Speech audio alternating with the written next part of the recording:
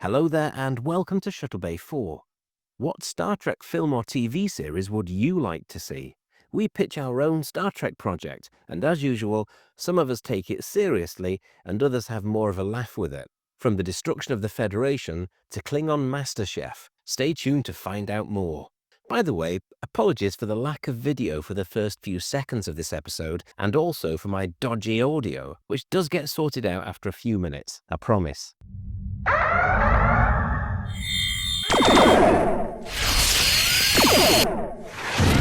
Okay, so everybody, this is my dad. Are you a Star Trek fan? Yeah. Cool. Oh, yeah, definitely. You're in the right group. He used to come down early in the morning and watch it with me. You got good taste. Yeah. Well, it's because of him I've got good taste. There you go. I'm not going to give my father that credit.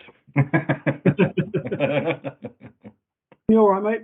Hello. Can you hear me all right? Yes, mate. Yeah, Chris. Is this your dad then, Chris? This is Dad. Hello, Chris's dad. Hello. Hello. I could hear you a minute ago talking, but I couldn't. I was connected on a different PC, but I wasn't able to say anything. Yeah. Hey, Steve. Hello. I bet Steve's really pleased this week because he's not had to watch an episode of Star Trek. Instead of watching an episode, our homework was to pitch. You've got 5 minutes to pitch a Star Trek project. And I said project because it might not necessarily be a TV series, it could be a film, it could be anything. I've got a funny feeling that what we'll probably end up doing, instead of giving like these 5-minute pitches, is we'll probably just talk about sorts of things that we want to see in a Star Trek series. Because, now correct me if I'm wrong, and I know you will do because you are Trekkies, but Strange New Worlds, it's the last season, the next one, isn't it? Lower Decks, that's the last season, the next one. I haven't heard Strange New Worlds last season. Oh, is it not? Oh, maybe I've just made that up then. But Discovery's finished, obviously. So it feels like a lot of stuff's coming to a close. I keep hearing about this Section 31 happening and not happening. To be honest, I don't know about you guys. It's filmed it. It's all done. Oh, is it done? Oh, it's a movie. It's a TV movie.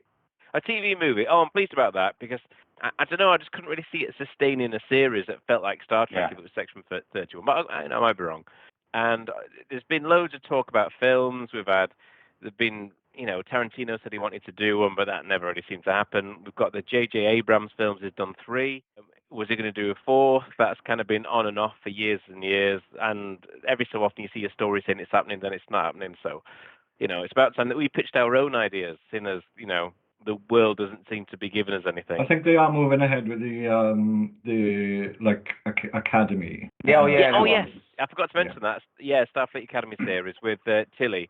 I mean, that could be a good series. I've just got some notes. I'm just opening them up because when I kind of suggested that this is what we should do, pitch a series or something like that, I had a vague idea of something, and then I realized it was a really crap idea. And for the last few days, I've been coming up. When you have like a germ of an idea, and honestly, I spent way too much time on this. So today, I was tidying up my notes because I feel like I wrote a screenplay today, over the last few days, literally like scene by scene by scene by scene. And then I'm thinking, hang on a minute, on Thursday when we have this call, honestly, it's going to take me 45 minutes just to read this. So what I did today was I got rid of it all, and I just bullet pointed it to this is, my idea. So there's a load of really what I think is cool stuff, which I won't talk about because I've tried to not go through it scene by scene and line by line, and I'm trying to just, summarize it. I found this really hard. This was the hardest. Like, I'm not creative like this, so I haven't come up with like an actual series. Mine are, like you said earlier, more ideas of what I'd like to see. Well, I did. Have you got a series? So yeah, I don't know if you saw the pictures on. So I did write something back in 1996, and I really did pictures, sketches, the works until about 2000, and I completely forgot about it until someone mentioned this was happening, and I found them all out. I did put on a few of them on the WhatsApp group, so there's pictures on there. I did a movie poster and everything. Yeah, so. Well, I mentioned on the WhatsApp group just a minute ago, because when I looked at it, I think there was 1,141 messages that I'd not read, and there's no way I'm going to be able to go through those. So, but now you said that, I do want to go through because I want to see these. Oh, wait there, what's happened here? Can you hear me? Yeah. Yeah, I can hear myself through something. I don't know what it is. Hello, hello, hello. Oh, I know. I think I know what it is. I've got another headset here, and I can hear myself coming through this headset. I'm just going to turn it off. Honest to God. Why do you have one or something? A little confusing. Right. So, does anybody mind if I go next? Purely because I've got my notes already. Yeah, go on. Honestly, it's been stressing me out, this, because On one condition, Dan, that you Yeah. leave that bit in and you do that quiet kind of hello, hello, hello, hello. All right, then, yeah, I'll do that. Little Green Men. See, I remember the episode. Right, it stressed me out, this, because at first I thought, right, I'll come up with a Star Trek series, it'll be dead easy. But every time I thought about a series, I realised that basically I was doing Voyager or Deep Space Nine or TNG. Yeah. Honestly, that's what I was doing. A ship stranded, a ship on a mission, so TOS or TNG, or a space station. And I'm thinking, none of this is original. This is all, I'm not coming up with anything new. And then I thought, really, what I wanted to see was probably a continuation of Deep Space Nine. That's probably what I see more than anything else. But we've obviously some of the actors that were in it have passed away since, and to me they were really key people within Deep Space Nine. I mean, Nog, for example, I would love to see a Nog series. That's probably what I would have come up with, but it doesn't feel right without Aaron Eisenberg. And then I thought, well, in terms of TNG, we kind of got TNG season 8 with season 3 of Picard. That's what that feels like to me. I'd be quite happy for season 1 and 2 of Picard to not exist, and season 3 just be called Star Trek: The Next Generation season 8. So I've got a film that I'm going to pitch to you now. Okay, now this might overlap. This might go over 5 minutes, but hopefully not by much, because I've condensed my notes. Okay, so I've got 5 acts in this film. So here we go. Strap yourselves in, boys. Act 1, a distress call. A freighter is making a distress call. We cut to a Starfleet base who can't make anything out.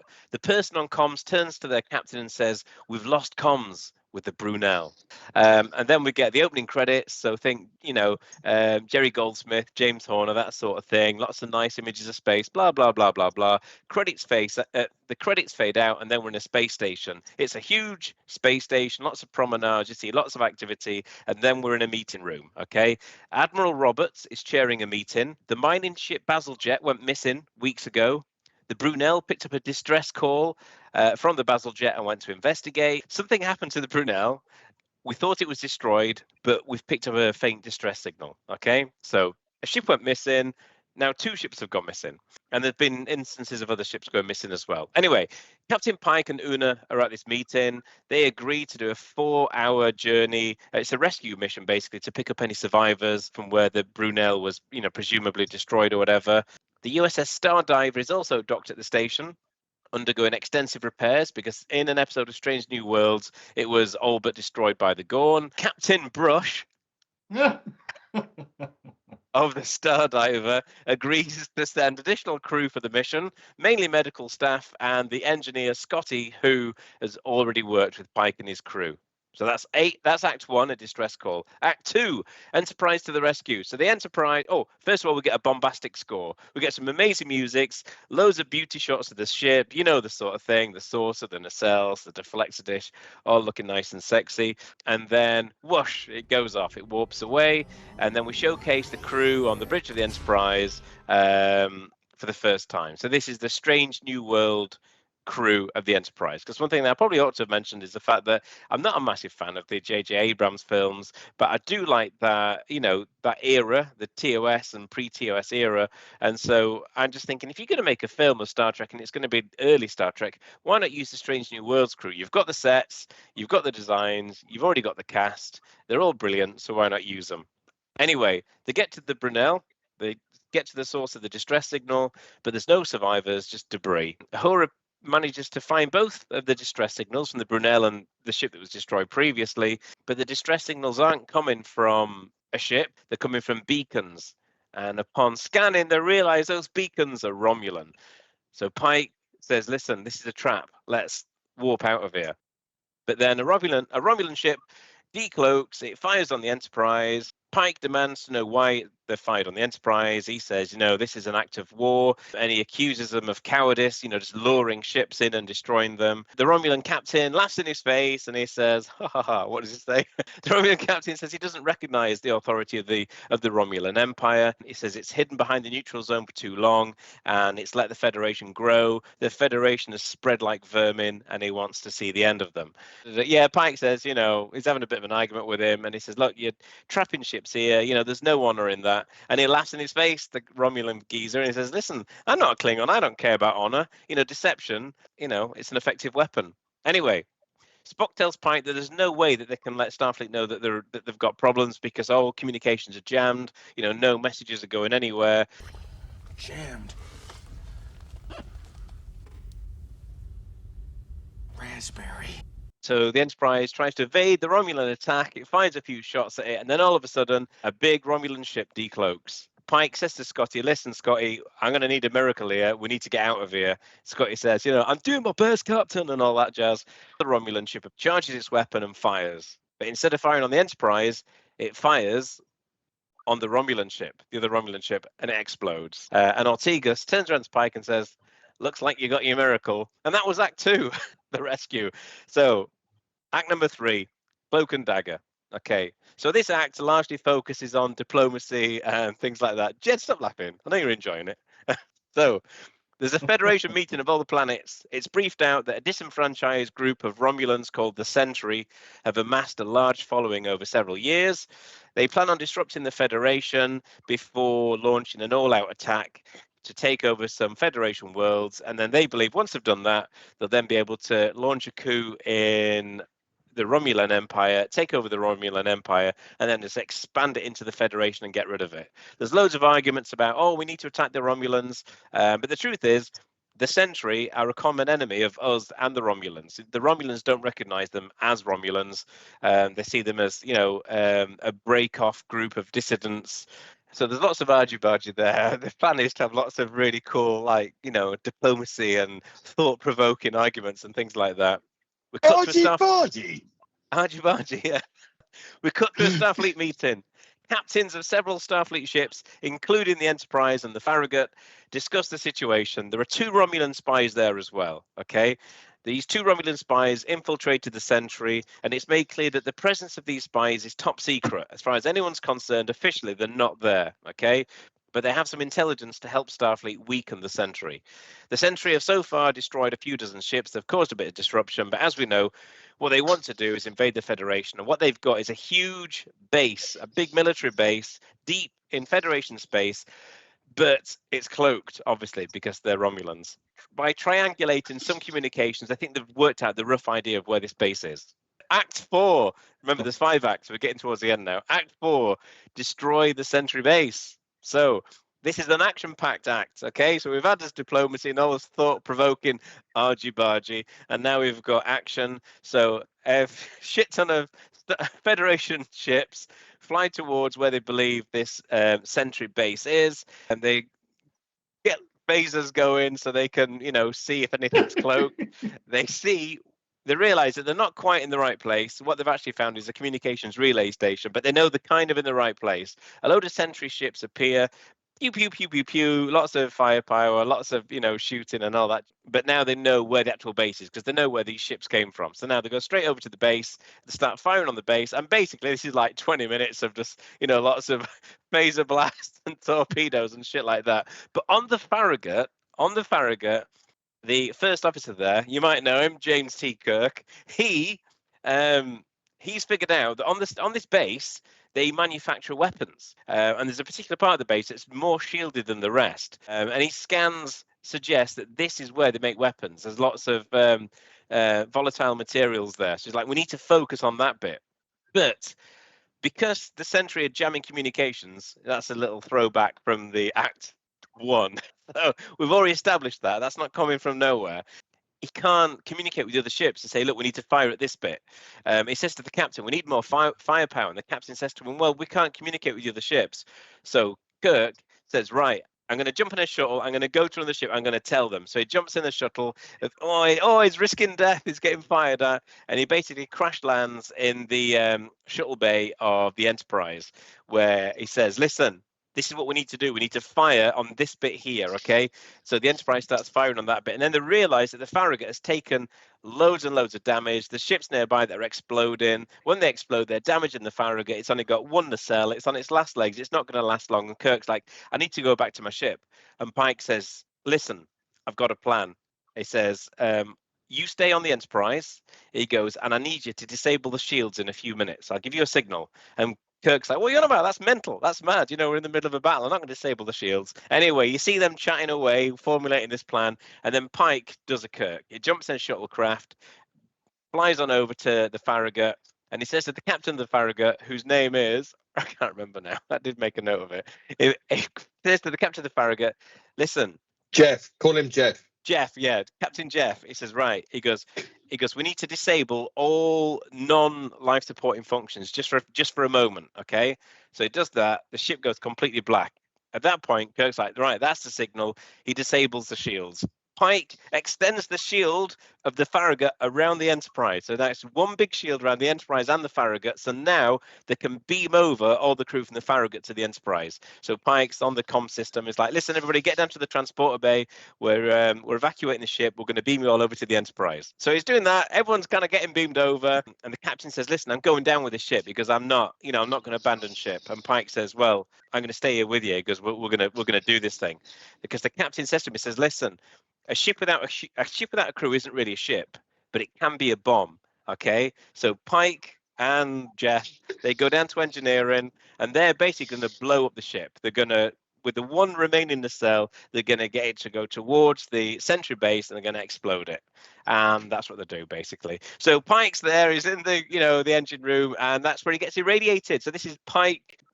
Becomes beat Pike. So he gets irradiated. Whilst he's there, he does rescue a cadet because that matches with canon. Because apparently he was rescuing a cadet when he was exposed to everything, and canon's quite important to me. That explodes, and that's the end of Act 4. Okay, so there we go.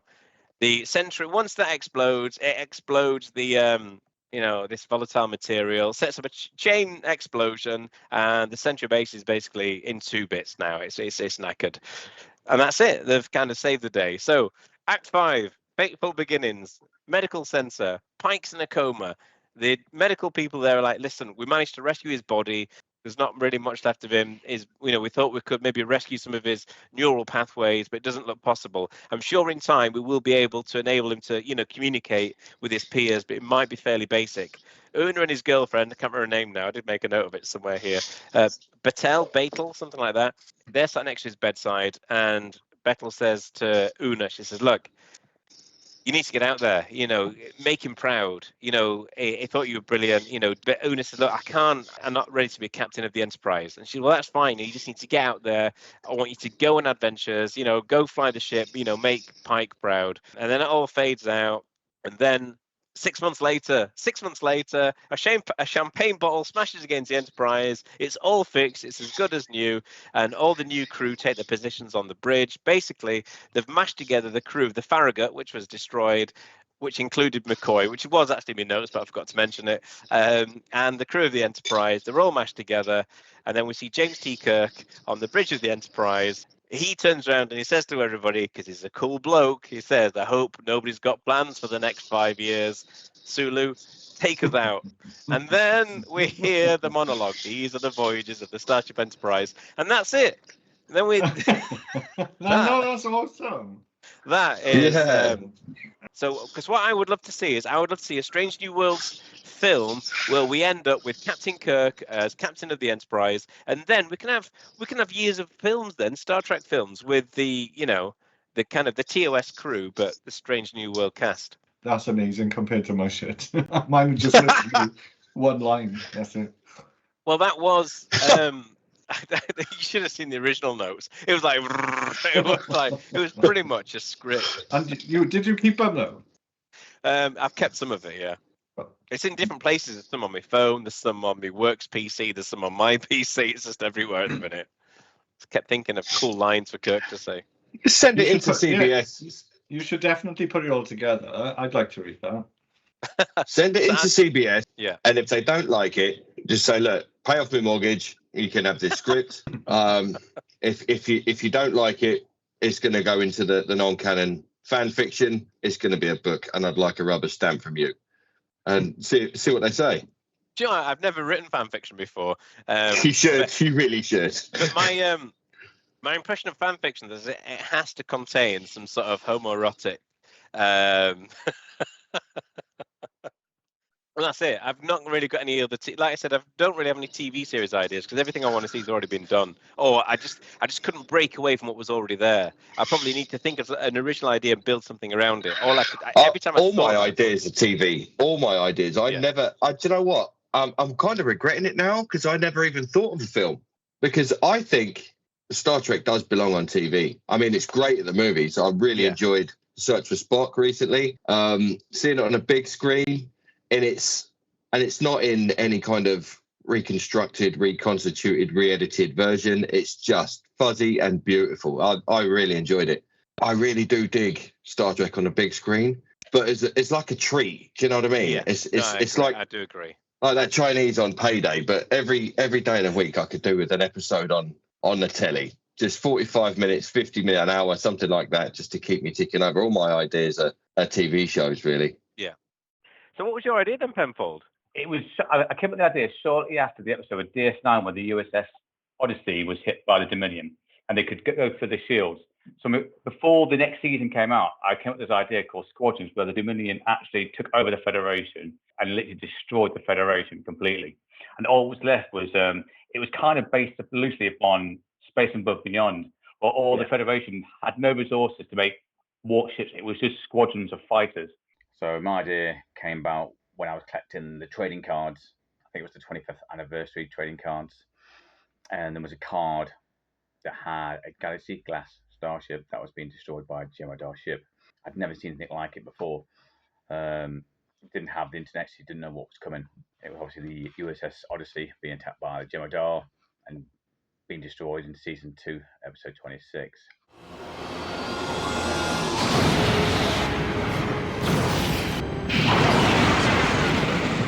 What's fascinating, the whole Dominion War.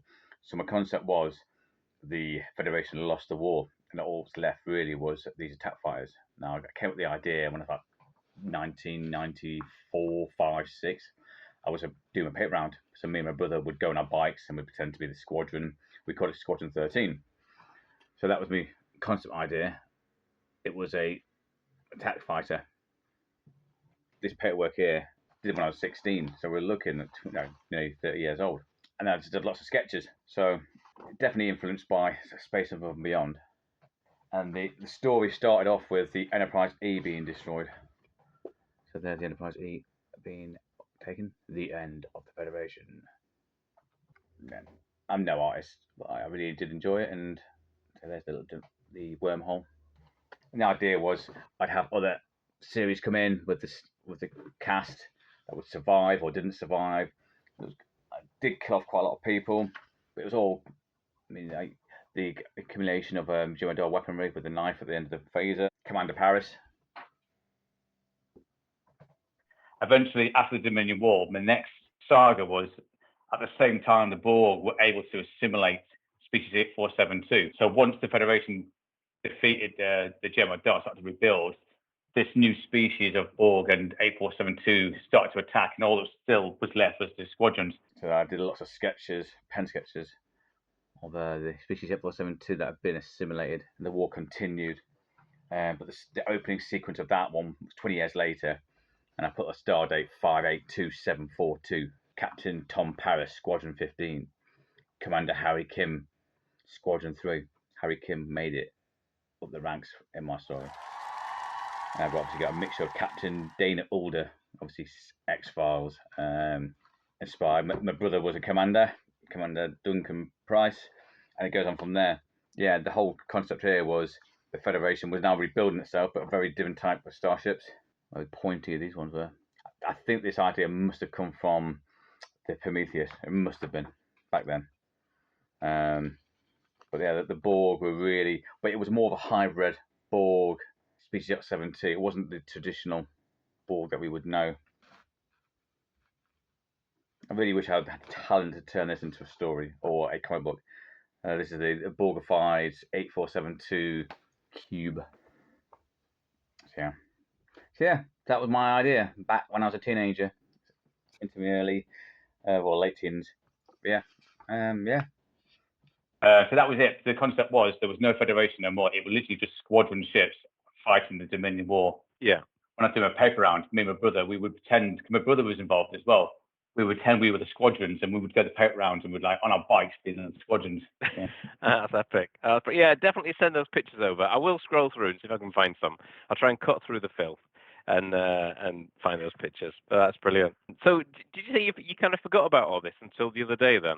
Yeah, basically, so as I also mentioned, I can't remember if I kept all this stuff, and I found that I used to do a lot of art stuff, and it was all, and I found it all. I knew I had the story at about 5 pages, A4. Right? I didn't realize I had all these sketches still. I couldn't believe what I found. It was almost like a treasure trove. I really thought you had such a great imagination, Penfold. I didn't realise you were into like artwork and things like that. So I'm looking forward now to having a look so I can check out your. I was going to say doodles, but that's probably offensive to somebody who's into art. No, there was a lot of doodles. Yeah. There is a lot of doodles I did. But yeah, I clearly started doing the comic book. But I don't know why I didn't finish it. I don't know. Fun. Oh, look at Chris. He's got a proper medallion man going. Chest showing. I, like Dan, tried to think what I did like then. So I tried to go along the lines of what Discovery did. I know you're going to love that. But what Discovery did was they took one comment out of an original TV series through TOS about the Klingon War, and that was never expanded upon. And then they created the series for it. Now, I thought that was, all right, you might not have liked the series, but it was clever to go back to something we knew originally and then create, fill the gap that we had. So I tried to think along those lines, and I didn't really get very far. The obvious one is the Romulan War. I think that needs to be told, or more of the Romulan story, because we don't get enough of that, and the Romulans are one of my favorite alien races. But what I came up with was, because I wanted, mine is still the USS Lansbury, okay, USS Lansbury, and so I wanted it to be a mystery kind of thing. So I went for the Temporal Investigations Unit that we were introduced to in Deep Space Nine, with Mulder and Scully, and their names were mixed up, Dulmer and Luxty, I think it was. So my TV, honestly, this is brief. So my TV series is about a temporal investigations unit, and it's a mystery show with only 3 or 4 regular characters, and every episode contains other characters, but they keep going around. Obviously, they sent off, somebody's broken a temporal prime directive or whatever it is, and they have to go off like they did on Deep Space Nine, try and get to the bottom of it. But on Deep Space Nine, I think they didn't expand enough on the temporal investigations. It was more about, obviously, it was the Tribulations episode. So it was all about that. I'd like either each episode to come to its own conclusion, or for it to be a 2 or 3 episode arc, but not to be like a whole series arc. My next one, I got it. Go on. Can I just say, I love the idea of each episode being a mystery. Really, it is really original, but I couldn't think of like scene 1, scene 2, and all this. Yeah. But I do think every week it could be crazy weird. Yeah. The thing is, you could have something really dark, and then you could have something kind of like Trials and Tribulations, humorous. Yeah. I would like it to be darker than we know. One of my other ones I liked, so the one episode I thought of that I would like to see more of. Remember Siege at AR-558, Deep Space Nine, when Nog's leg gets blown off? Oh, yeah. Now, that's the first time we really see the Federation and the gritty side of what they have to do. They're at war, they're trying to defend this planet. And I thought that was interesting. I'd like to see a crew, and that's their mission. It's just to basically go to where the problem is and see all that. So an A-team cert I would like to have been, and to see the actual elements of war that they have to deal with and the psychological impact that has on them. Because the story they did with Nog after that, Only a Paper Moon, when he had to deal with his psychological, he was walking with a stick, wasn't he, but didn't need the stick. And so I thought there's loads of interesting stories to do with that. So those are my 2, and then I came up with a funny one. I think Klingon MasterChef would be really cool. And that's quality. It, really. Let me think of it. I have written some more. So I also like an idea behind the Federation goes and does its first contact missions, and then it's up to the culture and the planets they visit. Do they want to be part of the Federation? And I thought it might be interesting to see that element. So it's from the aliens' perspective, and it's about their culture coming to terms with there is more life, and then internal arguments about. You're going to get loads of people that want to join, but you're also going to get loads of people that don't want to join. And it would be interesting, I thought, to see that culture have to go through that process and then come to, you know, either a yes or no answer. And I would use a whole series arc on those ones, but I'd like it to be, you know, one series is they go through that process and they agree to it, but then I'd like to see the opposite of that. I'd like to see cultures that say no to it and work out why do they make that choice, because there are cultures out there that did say no to the Federation, you know what I mean?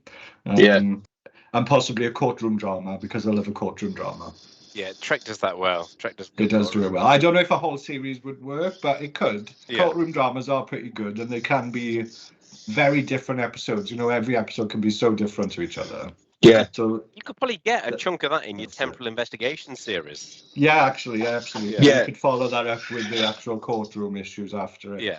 Yeah. So when I was reading Penfold's stuff, he mentioned a show called Space Above and Beyond. So I was kind of working on a couple of ideas this week, and like a Mako series.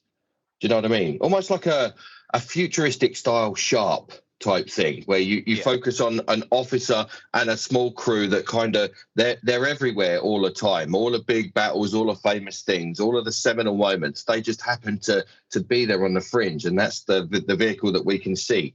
So you'll have like a dashing commander, a loyal sergeant type character, you know, like the chosen men of Mako. You know what I mean? That kind of thing.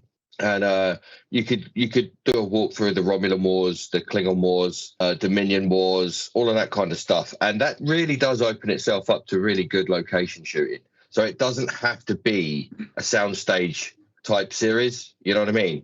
You could get out and do some really, really good. You could do desert, snow, jungles, all that kind of stuff. And I was playing with that idea, but do I fancy it for it? Am I looking for Space Above and Beyond with a Starfleet flavor? You know, is that going to be good enough for a TV show? And I thought about all the other types of show. Like, imagine a Cheers style TV show, like Quarks. You know what I mean? Like Quarks. This episode of Quarks was filmed in front of a live studio audience. You know what I mean? And yeah.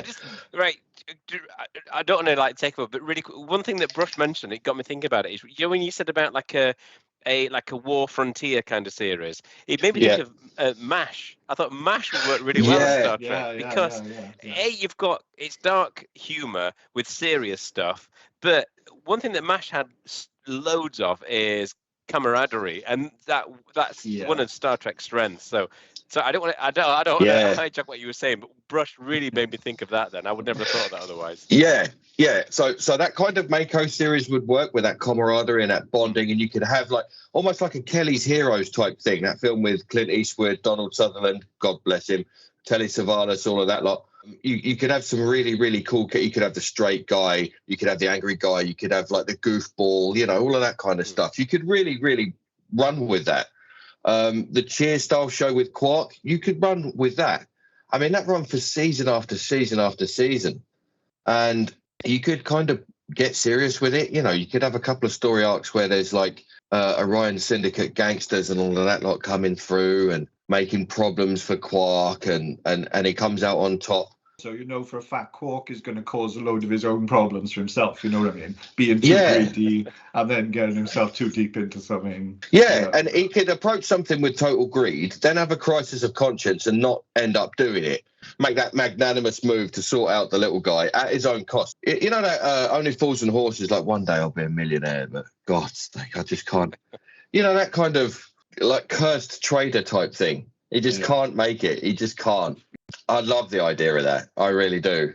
Then I thought like an ER style show, which kind of touches on what you said with MASH, but that kind of morphed into like Bob Picardo playing like a house character in Star Trek, where everyone comes with these weird diseases and stuff like that. And he's like, yes, this is what we can do. And it could be that kind of dramatic type thing where people come through with, I know that it's one of the worst clip episodes, but the episode with Riker when he gets, what does he get, like stung by a vine or something like that? Shades of Grey.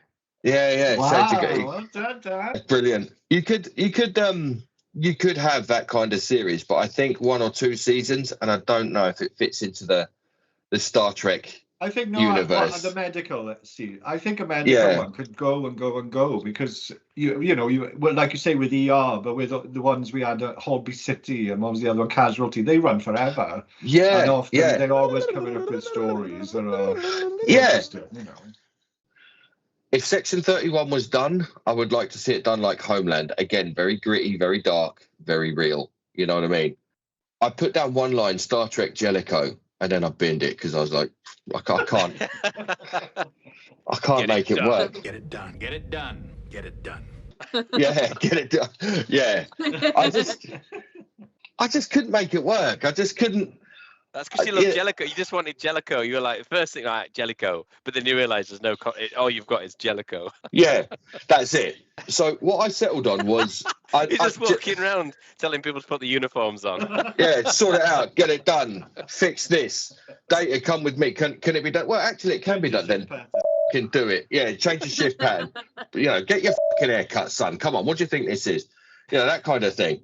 I do like the idea of that, but I don't think it's got legs, and I think I'd be the only person sitting there watching it every week. So I think a lot of us like Jellicoe as the character. You know what I mean? But you are right. It's just another captain who's going to have his own crew, and that's about it.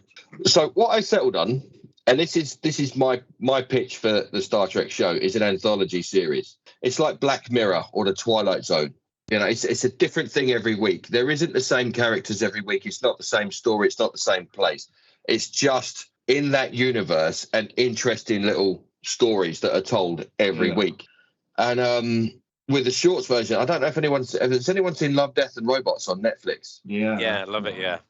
So little shorts like that, because you don't always have time, especially when you're knackered and you get home and you're like, I don't want to film. Definitely don't want to film. If I watch something an hour long, I'm going to fall asleep. And you put Love, Death and Robots on. Have you seen the Star Trek shorts? I know they were Discovery, but then they did do the animated ones as well. The animated ones are really good, actually. Yeah. And that could be a good way. Like that could be a really good way to go into everything that you talked about. It could be anything, and you could just do a 5-10 minute thing that gives you a little bit more information about it all. So Romulan War, the Klingon War, anything you like. You know what I mean? You could do a 25-30 episode show, but you could have a series of shorts in there with the 10-12 main episodes that seem to come out in a series now. I think is what's his name? Guillermo del Toro, the guy that he's.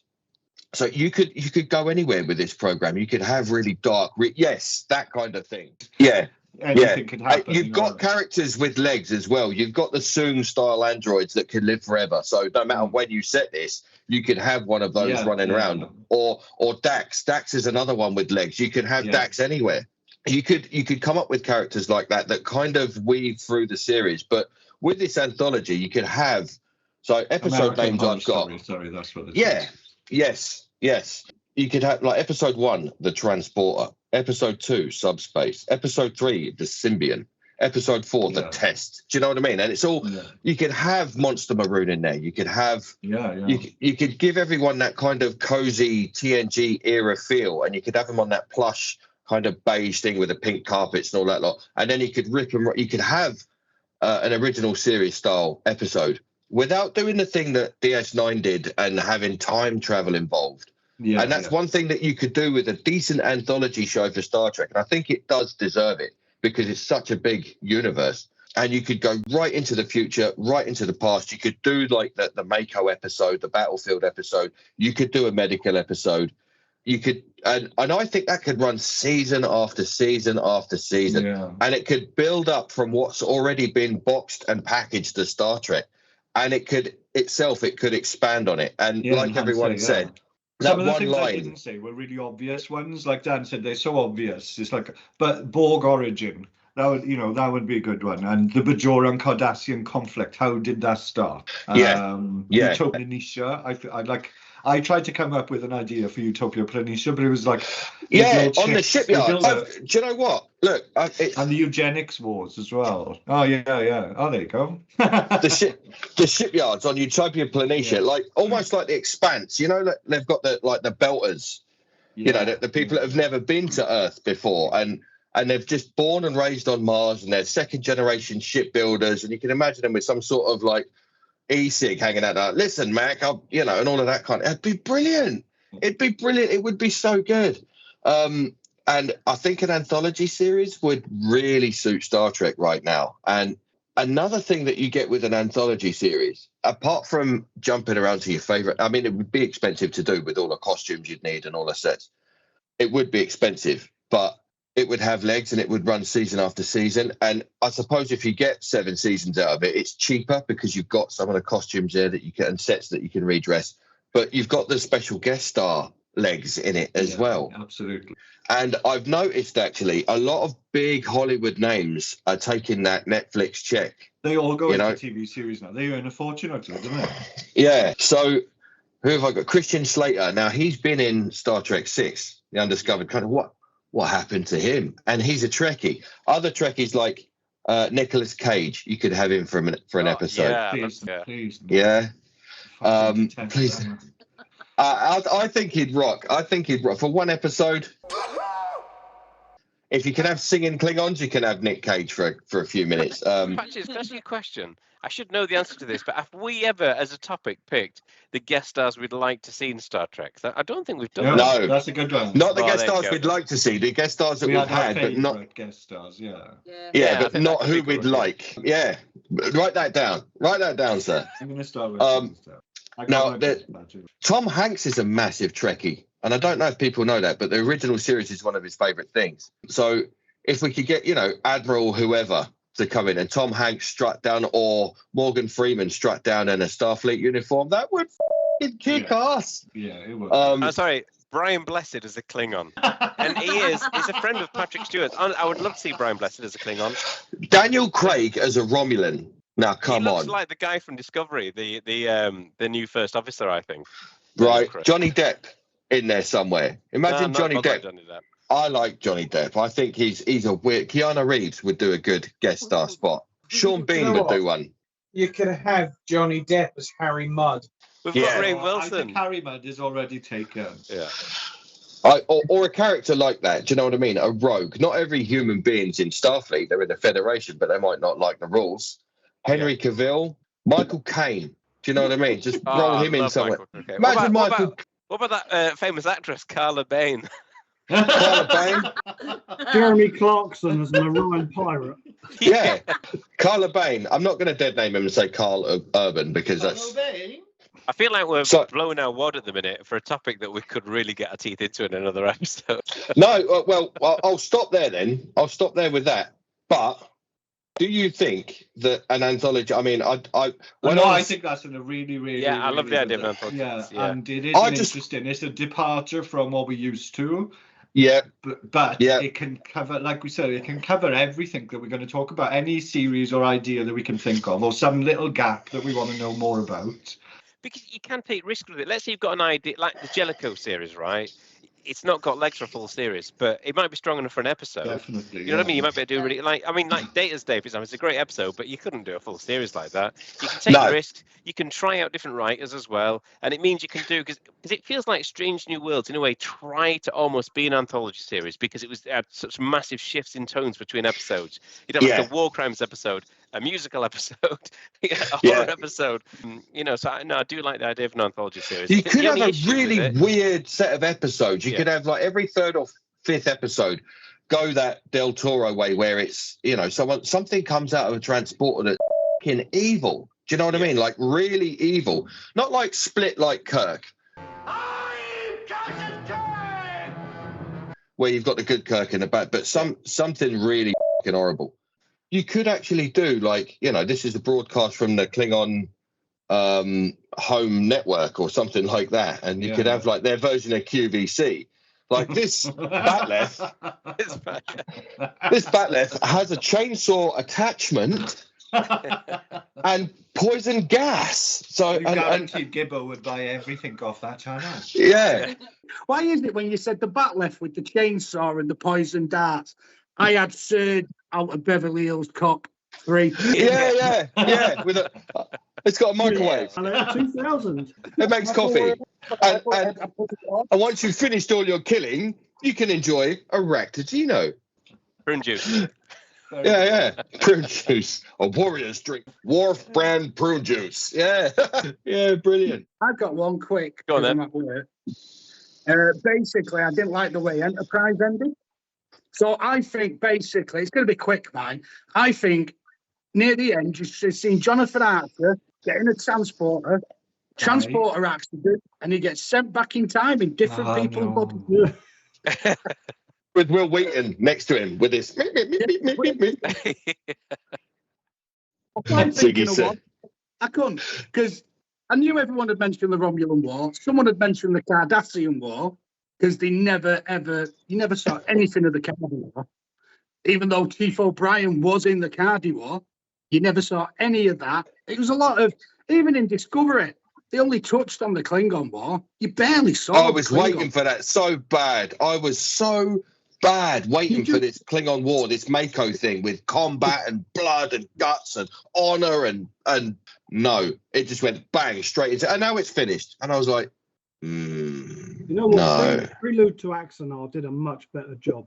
Yeah, and it did it in almost an original series kind of way. The D7s cruising at low altitude over burning cities and stuff like that, and the space combat was, the sound effects were blinding.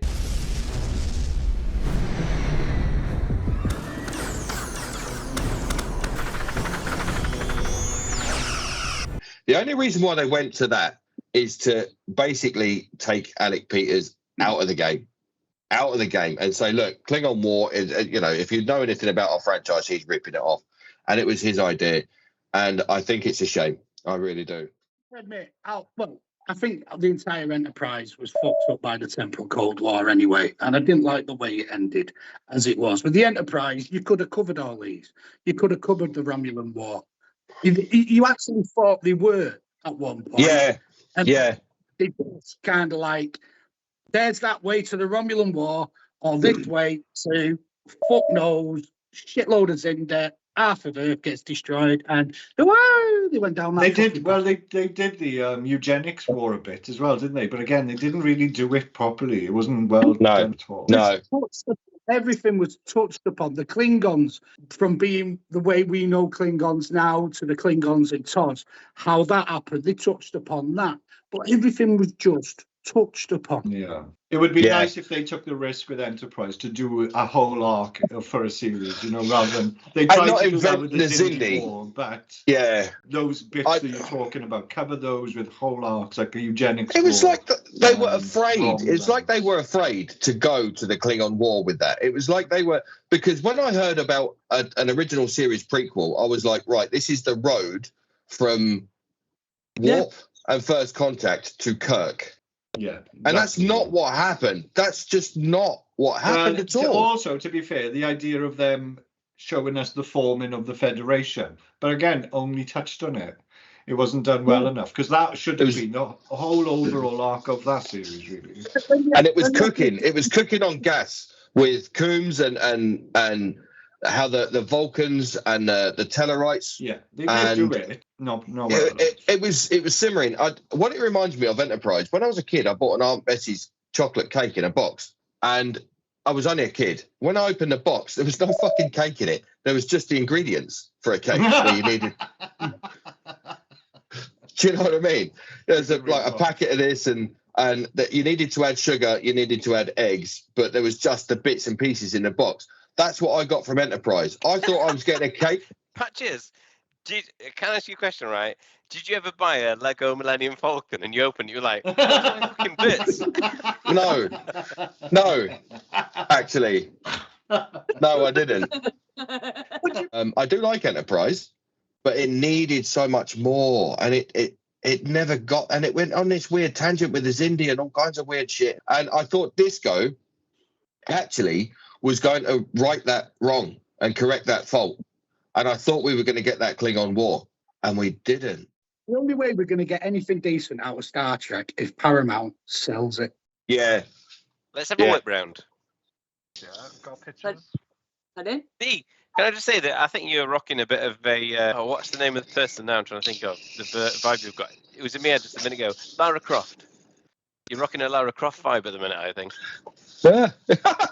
Do you not think? Lara Croft's not some weird, obscure cultural reference. Everyone knows that Lara you've Croft got a Star Trek idea. What I was going to say, who else has got a show then that they want to pitch?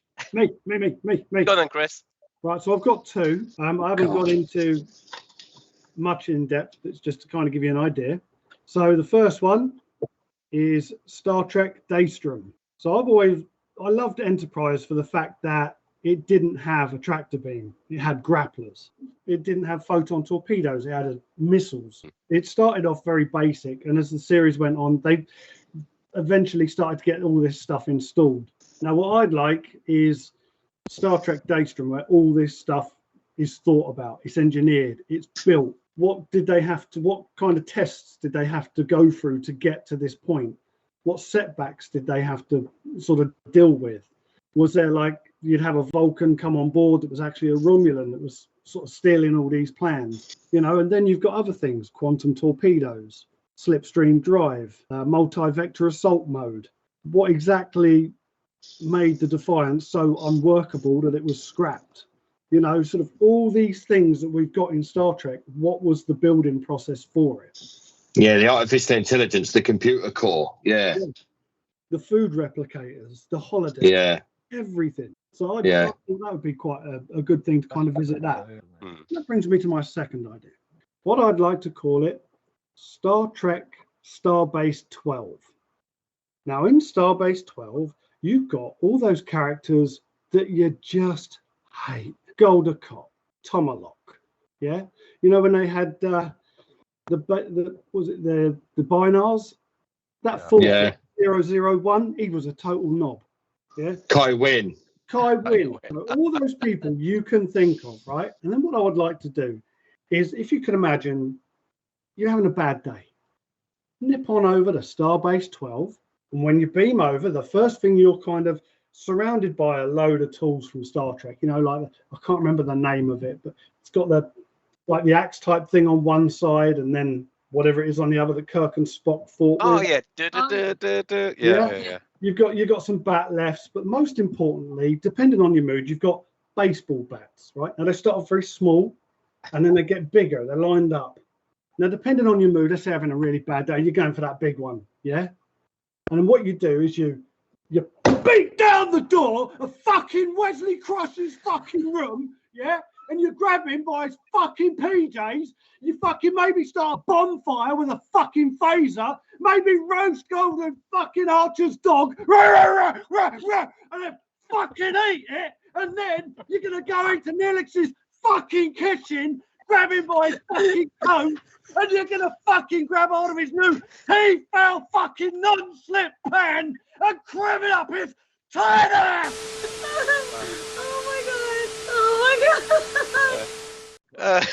And then the credits. Wow. I don't think CBS will be stealing that one. So Chris, a bit more Tarantino than anyone expected. I don't think anyone's going to be able to top that. First one I came up with is a continuation off of the end of Picard, which is the Star Trek Titan with Captain Seven, or Annika as she would be known. Oh, and the continuation, you know what I mean? Just to take it onto it like another level with that storyline. A lot of people have asked for that, though, haven't they? I see a lot of references to that on social media. Well, there was going to be Star Trek Legacy, wasn't it? They were talking about it a lot, but it's never come to fruition. I'm not. Actually, it sounds like I'm shitting on Dee's idea, but I'm not. But Star Trek Legacy didn't really. To me, it felt like it was just. I don't know. It didn't feel like that fresh to me. I mean, I do like Seven as a character, but I'm not sure if she's strong enough in terms of like to They shouldn't have killed off Shaw. If it was Captain Shaw, Shaw would have been. I would have seen the series of Shaw without doubt. Brilliant, yeah. There's another one. What about the holodeck adventures of Miles and Julian, or Miles, O'Brien and Bashir?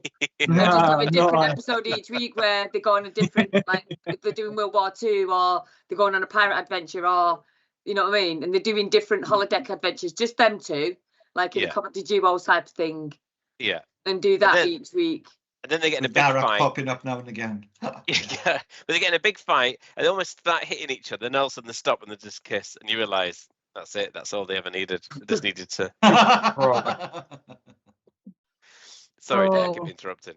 No, my last one It's like a Ferengi family type. Like it's a sitcom, and it's Quark and Rom and Moogie and Nog, and they all live in this, like, I don't know, complex apartment or something or whatever. And they've got this moody neighbour that they're always pissing off, and he's called Odo, you know, based on the character of Odo. So then you've got these, you know, the comedy element, and then like annoying their neighbour who's always complaining and grumbling and moaning and trying to get them to stop whatever it is they're doing. Yeah, so like I say, mine are more comedy type things. Yeah. You know that TV series, Who Do You Think You Are? You know, the Family Tree one? They should do that for Spock, so we can finally find out how many siblings he's got.